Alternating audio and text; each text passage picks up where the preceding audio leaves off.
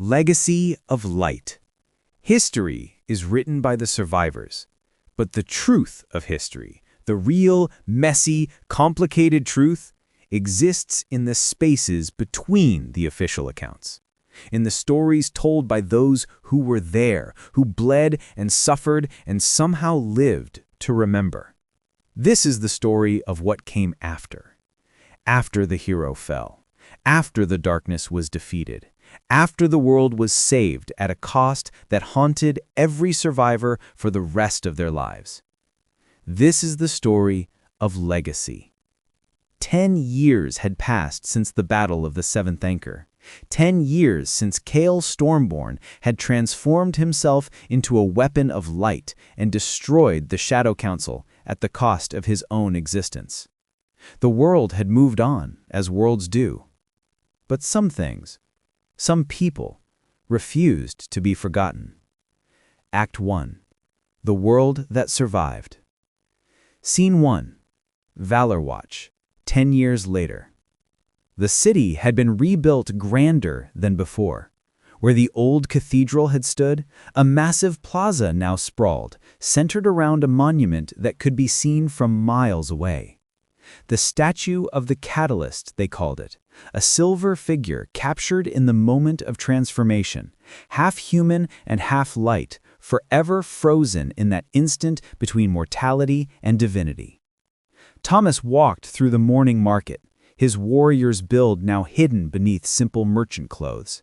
He'd retired from active duty 5 years ago, after training enough new warriors to fill 3 academies.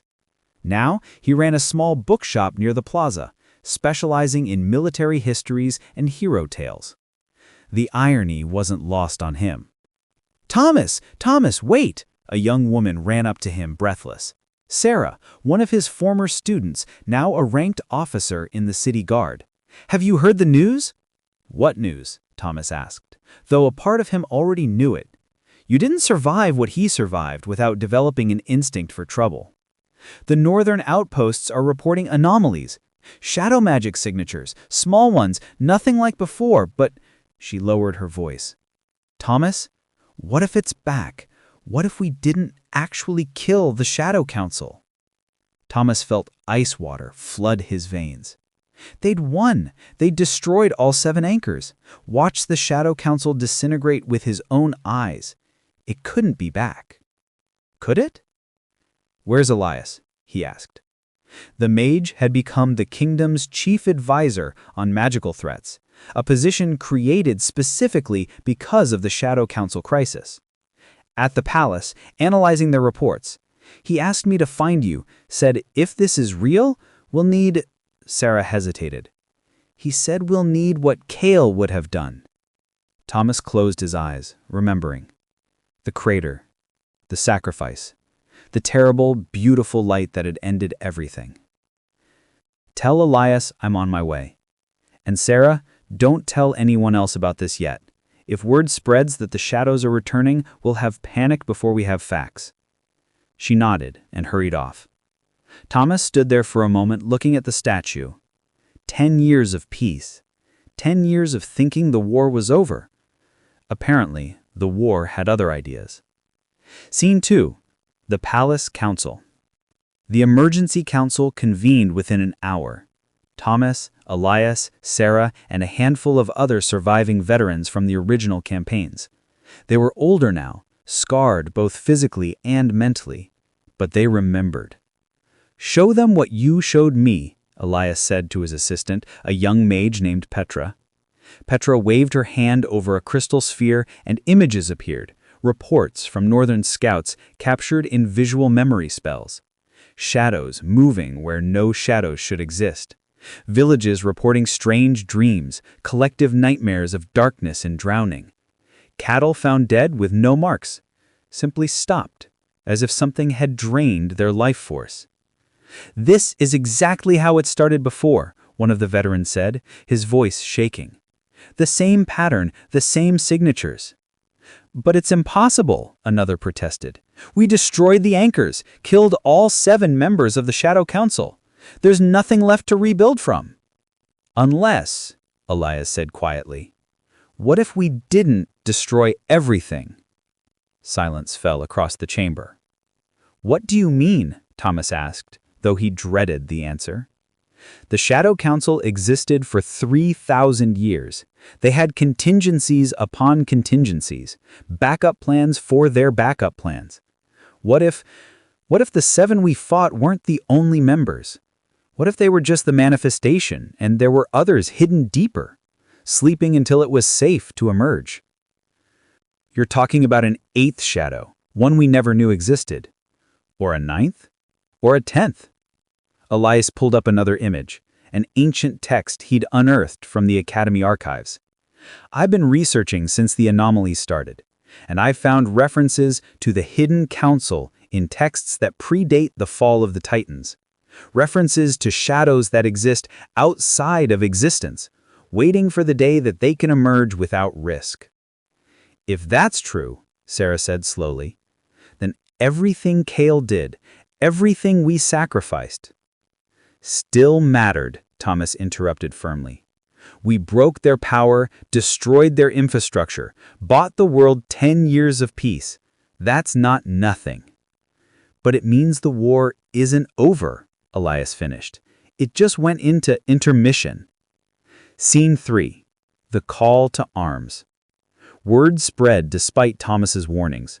Within days, the entire kingdom knew. The shadows are returning. Panic rippled through populations that had grown comfortable in peace. There were calls to evacuate cities, to flee to the far corners of the world, to surrender before the fighting even began. But there were other voices too. Younger voices. A generation that had grown up on stories of Chaos Stormborn and the Anchor Wars. Warriors who'd trained their entire lives for battles they thought they'd never fight. "We want to help," a young officer said before the council. Captain Mira, barely 25, already commanding respect from her peers.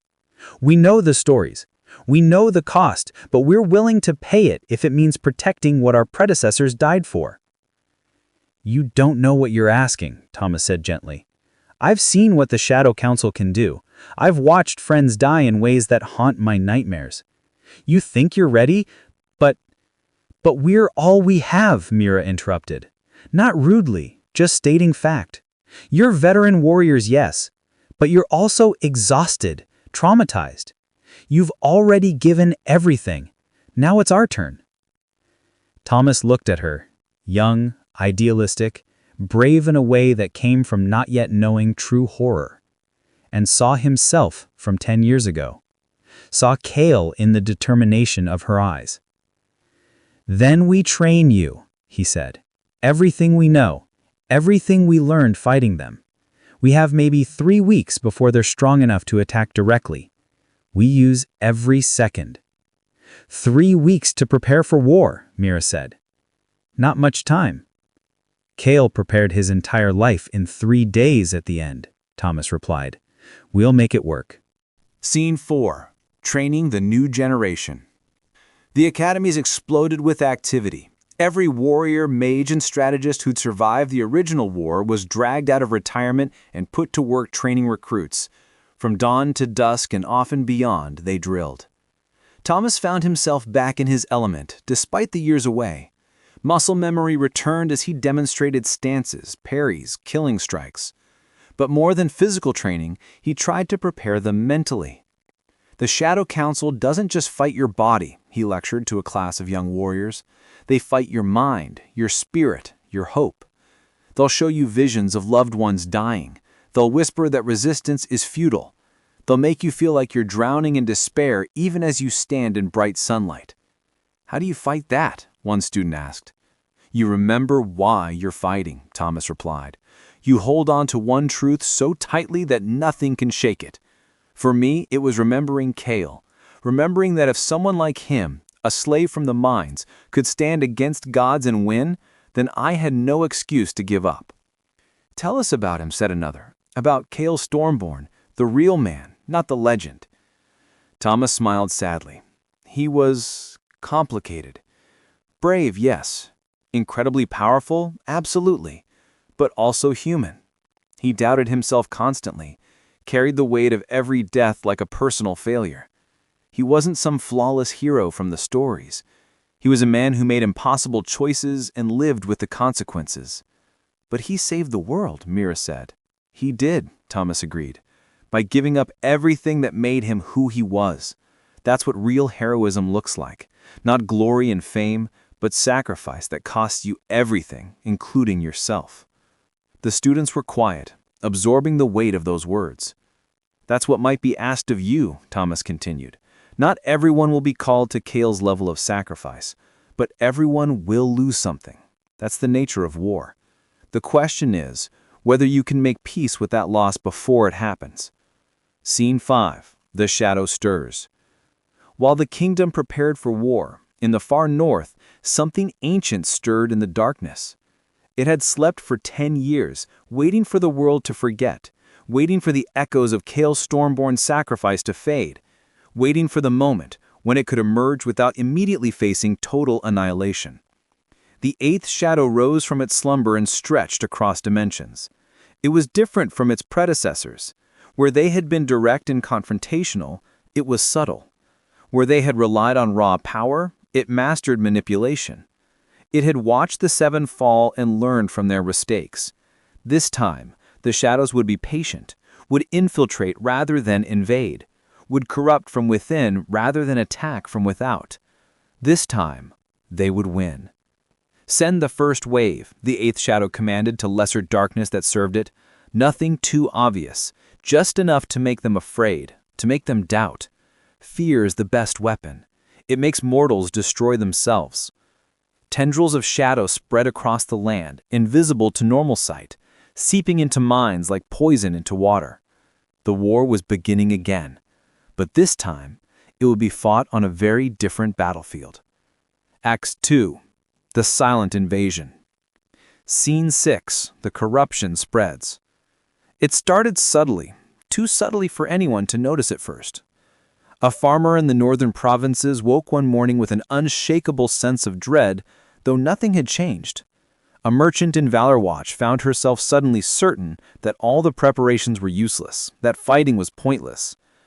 Arguments broke out on the war councils over tactics that everyone had agreed on just days before.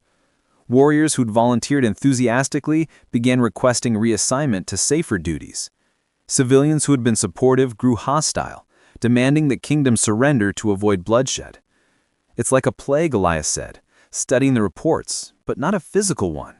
This is attacking morale, hope, confidence, everything we need to fight back. The eighth shadow, Thomas said grimly. It's learned from what killed the others. Instead of attacking our bodies, it's attacking our will to resist. Can we stop it? Sarah asked. I don't know, Elias admitted. This is more insidious than anything we faced before. You can fight monsters, you can destroy magical artifacts, but how do you fight hopelessness? How do you counter despair? We remind people why they should hope, a new voice said from the doorway. They turned to see a figure in travel-worn robes, hood pulled low. When she lowered it, several people gasped. It was Lyra. Impossible, Thomas whispered. You died, in the drowned forest. We saw the explosion. You saw me sacrifice myself to destroy the fourth anchor, Lyra corrected, stepping into the room. She looked older, marked by scars that hadn't existed before, but unmistakably alive. And I should have died, would have died, if not for, well, that's a long story. The short version is, I've been watching, waiting, and now the shadows are back, so here I am. How long have you been alive? Thomas demanded, joy and anger warring in his voice. I know, and I'm sorry for that. But I couldn't come back while things were peaceful. Couldn't risk drawing attention, making anyone wonder if there were other survivors of the council we'd missed. But now it doesn't matter. The war is here again, and you need every advantage. So yes, I'm alive, and yes, I can help. Help how? Elias asked cautiously. Because I know what the eighth shadow is, Lyra said. I've spent 10 years researching, following leads, piecing together the true history of the Shadow Council, and I know its weakness. She looked at them each in turn. It's not invincible. None of them ever were. But this one can be beaten without the sacrifice Cale made, can be beaten if we're smart and willing to take a risk. What kind of risk? Sarah asked. The kind that might doom us all if it fails. But then again, we're already doomed if we don't try, so really, what have we got to lose? Scene 7. The plan. Lyra's plan was, as Thomas had suspected, absolutely insane. You want to do what? He asked, certain he had misheard. Create a beacon, Lyra repeated patiently, using the residual energy from Kale's sacrifice. The crater where he died still glows faintly. There's power there, power that's been dormant but not gone. We wake it up, amplify it, and use it to burn away the Eighth Shadow's corruption. That power was from the Titan's gift, Elias protested. It was meant to destroy, not heal. It was meant to do whatever was necessary, Lyra corrected. Kale used it to destroy because that's what the moment required. But the gift itself is neutral. It's pure potential. We can direct it toward healing, toward restoration, toward giving people the strength to resist the Shadow's corruption. Even if that's possible, Sarah said, activating that kind of power could be catastrophic. We could trigger another explosion like the one that killed Kale. Yes, Lyra agreed. We could. That's why I said it was risky. So we're gambling the entire kingdom on a theory, Thomas said flatly. We're gambling the entire kingdom on hope, Lyra replied. Same thing our predecessors did. Same thing Kale did every time he faced impossible odds. We believe there's a way forward, and we commit to finding it. Thomas looked at the others, saw fear in their eyes, yes, but also determination. They'd come too far, sacrificed too much to give up now. When do we start? He asked. Tonight, Lyra said. The Eighth Shadow grows stronger with each passing hour. We need to act before it becomes unstoppable. Scene 8. The Journey to the Crater. They assembled a small team, just 10 people, including Thomas, Lyra, Elias, Sarah, and Mira. Too many would draw attention. Too few wouldn't be able to complete the ritual. They traveled by night, avoiding main roads, moving as silently as ghosts through a landscape that seemed increasingly hostile. The shadow corruption was spreading faster now, turning the very air thick and oppressive. "Do you really think this will work?" Thomas asked Lyra as they walked. "Honestly, I have no idea," she admitted. "But I know doing nothing guarantees failure. At least this way we're trying." "How did you survive?" Thomas asked. "In the drowned forest. We were sure you were dead." Lyra was quiet for a long moment. "I should have been. The explosion should have vaporized me, but at the last second something protected me. A shield of silver light, just like what Kale used. I was unconscious for weeks. When I woke up, I was miles away from where the battle happened, like something had transported me to safety." "Kale?" Thomas whispered. "Maybe. Or the Titan's gift itself, acting on his last wish. I don't know. All I know is I survived when I shouldn't have. And I've spent every day since trying to figure out why. What I'm supposed to do with this second chance." "And you think this is it? Activating Kale's residual power?" "I think it's part of it, Thomas. We all survived for a reason, Thomas. We all have roles to play. This is mine." They reached the crater at midnight. It was exactly as Thomas remembered, a perfect circle of glass, glowing faintly silver in the darkness. But now, with magical sight, Elias could see more. Threads of power, still active, still pulsing with potential. "It's like he never really left," the mage whispered in awe. "His essence is woven into this place, waiting." "Waiting for what?" Sarah asked. "For this," Lyra said. She moved to the crater's center and began chanting in a language that predated civilization. The others formed a circle around her, adding their own power, their own will to the working. The silver light began to grow. Scene 9. The Awakening. The beacon ignited like a second sun.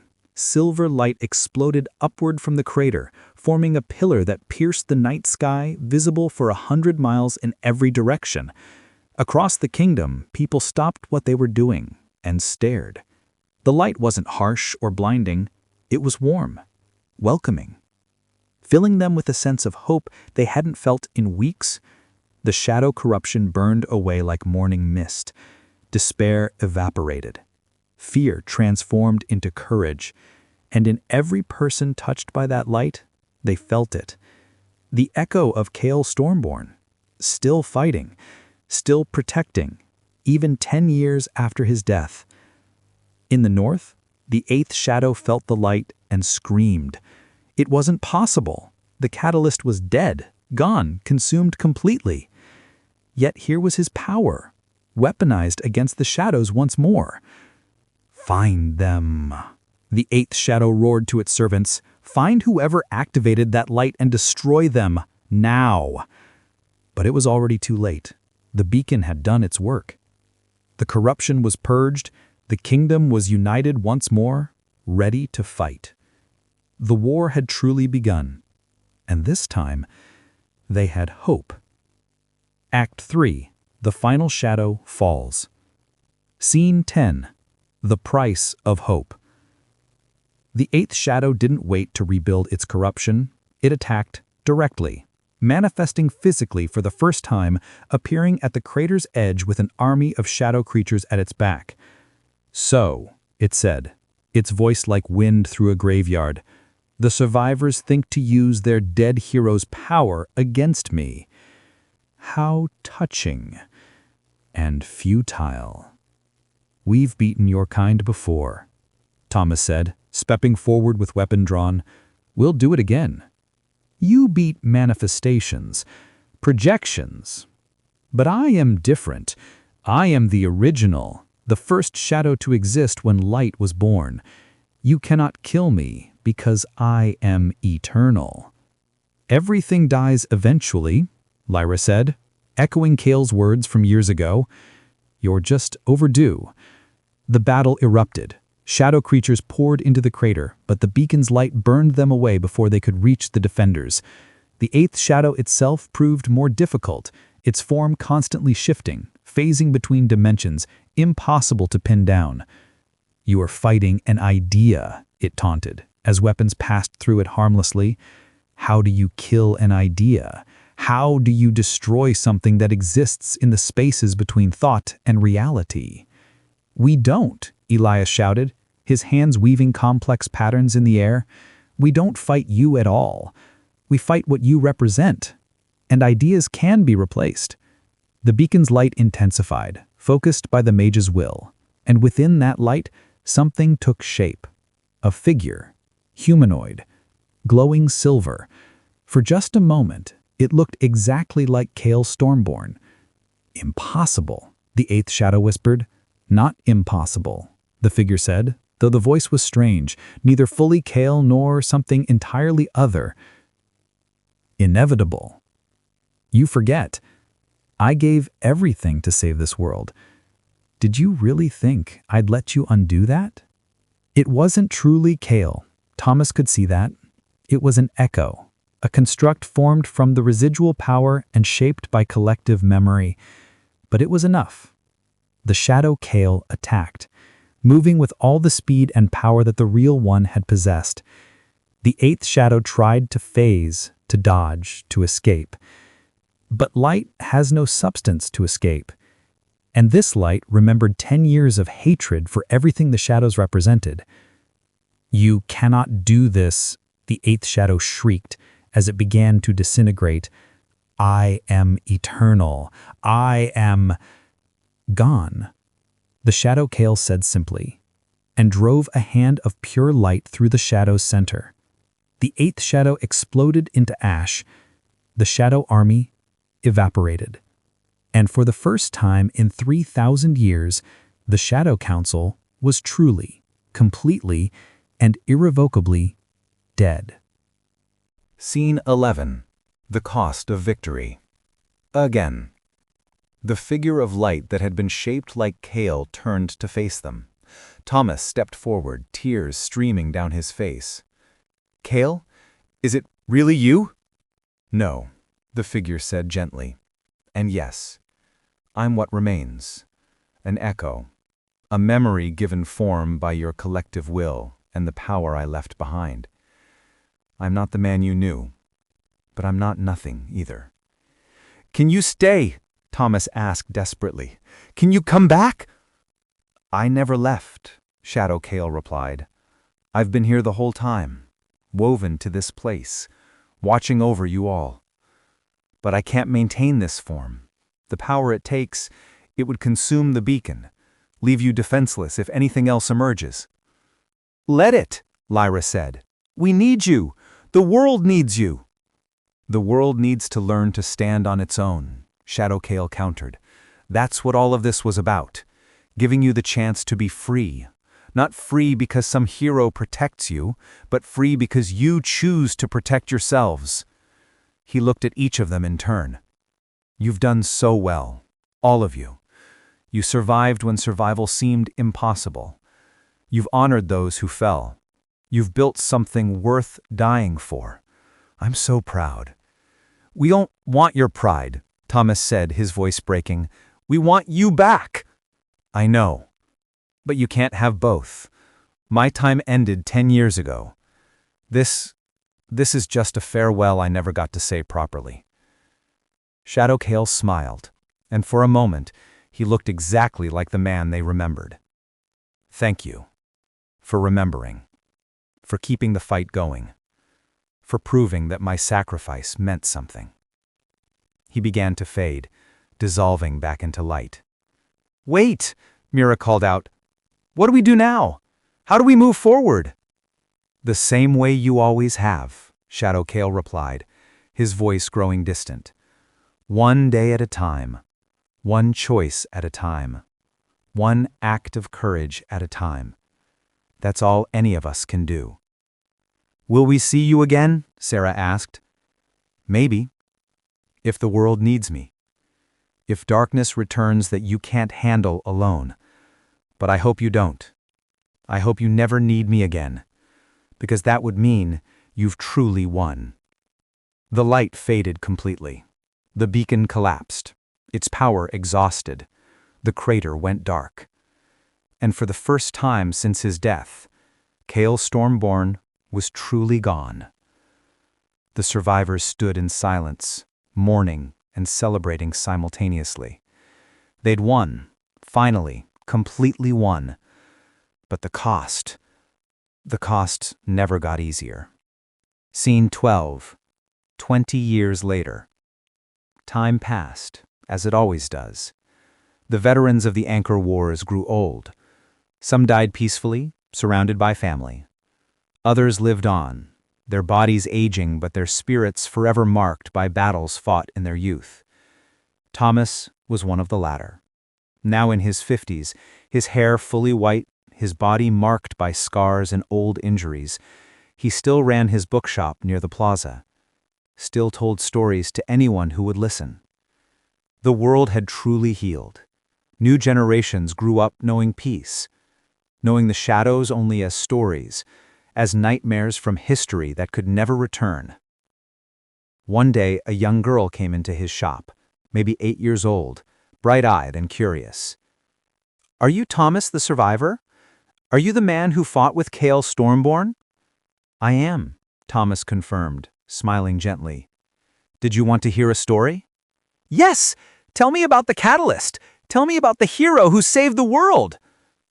Thomas settled into his chair, the one he'd worn smooth over decades of storytelling, and began. Once upon a time, there was a boy who was born into slavery. He spent his childhood in darkness, breathing dust, breaking his body for masters who saw him as less than human. Outside, the sun shone bright. The market bustled with life. Children played. People laughed. And on the plaza, the statue of the catalyst stood tall, forever captured in that moment of transformation, forever watching over the world he died to save.